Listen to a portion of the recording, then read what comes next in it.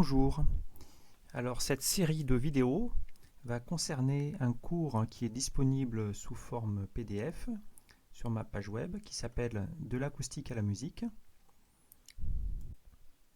Ici il est écrit la version du document que je vais commenter dans cette vidéo. Et cette première vidéo sert d'introduction à ce cours. Donc il s'agit d'un cours dont le sujet est de l'acoustique à la musique. Il est destiné principalement à des étudiants qui suivent un parcours de musicologie et de physique et de sciences. Et donc, plus généralement, il peut s'adresser à des personnes, avant tout intéressées par le sujet, mais ayant quelques bases en musique, en physique et en mathématiques. Mais bien sûr, toutes les bases seront rappelées lors du cours. Donc il suffit en fait d'être intéressé par le sujet. L'objectif principal du cours est de mettre en valeur les phénomènes physiques et mathématiques qui sont présents dans les pratiques musicales, à la fois dans la physique des instruments, dans la propagation du son, mais aussi dans le choix des notes, des résonances qui sont présentes dans les styles musicaux, les différents styles musicaux européens, mais aussi de par le monde et de par l'histoire de la culture musicale. Dans le document PDF que je conseille vivement d'étudier en parallèle à cette vidéo, il y a parfois des mots écrits en rose et en fait ce sont des hyperliens. Si vous cliquez dessus, ça vous amène sur une page web où vous aurez éventuellement plus d'informations que ce qu'il y a dans ce document. Par exemple ici, je clique, ça m'amène sur l'accueil de Wikipédia. Alors, dans le premier chapitre de ce cours, on parlera du son. Le son, en fait, correspond aux vibrations de l'air dans un certain régime de fréquence et d'amplitude. On étudiera comment les équations du son, les équations d'onde, se comprennent à partir des équations de mouvement fondamentales de l'air. Et le son nous intéressera car c'est le vecteur pour communiquer entre les êtres humains, plus généralement, très souvent entre les animaux. Et non seulement cela permet de communiquer avec la voix, la parole, mais ça sert aussi dans l'expression artistique qu'est la musique. Dans ce premier chapitre, donc, on étudiera d'un point de vue physique comment comprendre la propagation du son, qui sont les vibrations de pression et de vitesse dans le milieu qui est l'air, formé de molécules libres. À la fin du premier chapitre, on étudiera comment un signal sonore, autrement dit les variations de pression localement de l'air, peuvent être mesurées, captées, enregistrées en un point donné et en fonction du temps, par exemple par un dispositif comme un microphone, pour en faire ensuite un signal. Et l'étude des signaux sonores sera le sujet du chapitre 2. C'est ce qu'on appelle aussi la théorie du signal. On verra en particulier que certains signaux, les signaux qui sont périodiques en temps, ont une importance cruciale, à la fois pour le sujet du cours, parce que c'est ce qu'on appellera notes musicales, et leur importance vient du fait que la voix humaine correspond aux vibrations des cordes vocales et donc produisent en première approximation et localement des signaux périodiques. Et donc les signaux périodiques sont très présents en musique.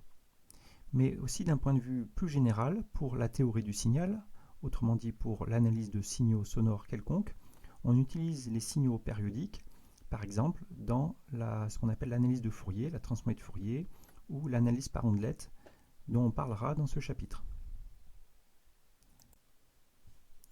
Le chapitre 3 concerne la perception du son. Donc, il va nous permettre de faire un lien entre les deux chapitres précédents qui concernaient la physique et les mathématiques du son. Donc les deux chapitres précédents présentaient comment l'air entre en vibration et éventuellement les vibrations qui peuvent rentrer dans l'oreille. Et les chapitres suivants, on parlera de musique et donc de création, de choix artistique.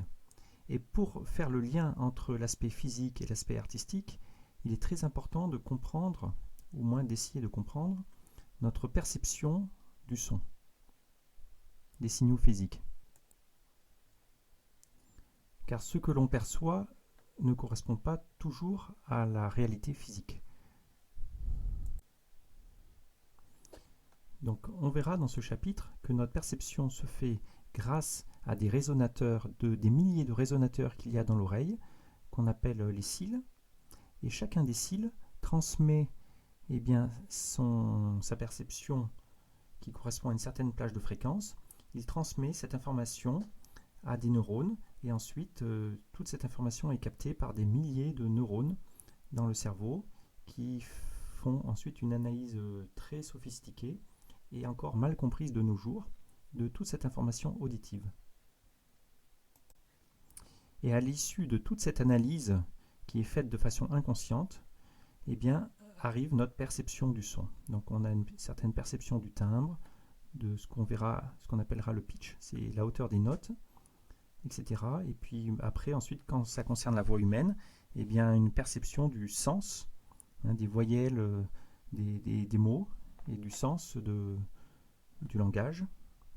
Et tout ça se fait de façon inconsciente, mais il faut essayer de le comprendre pour faire ce rapport entre la physique du son et ensuite le choix artistique des notes ou des couleurs d'accords. Une fois qu'on aura parlé de ça, on pourra passer maintenant au chapitre 4 qui concerne les instruments de musique. Donc de façon peut-être un peu simpliste, on pensera que les instruments de musique sont des objets dont le but est de produire des notes musicales, en quelque sorte d'imiter un petit peu les sons produits par la voix humaine. Donc des signaux périodiques qui ont certaines fréquences.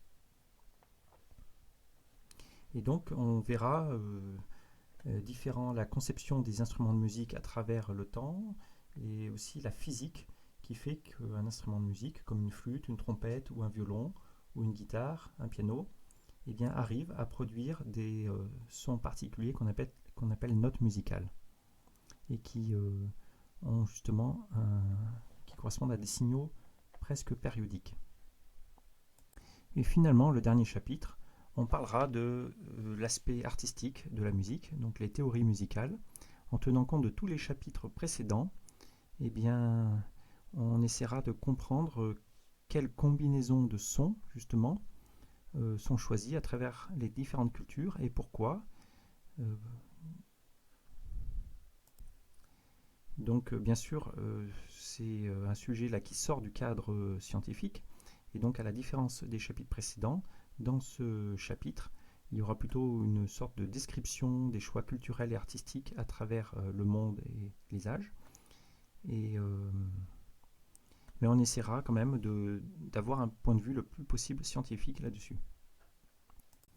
Voilà, donc cette vidéo, c'est juste un aperçu rapide de ce document PDF de cours, et je vous encourage à lire attentivement le document PDF qui est donné en commentaire de cette vidéo.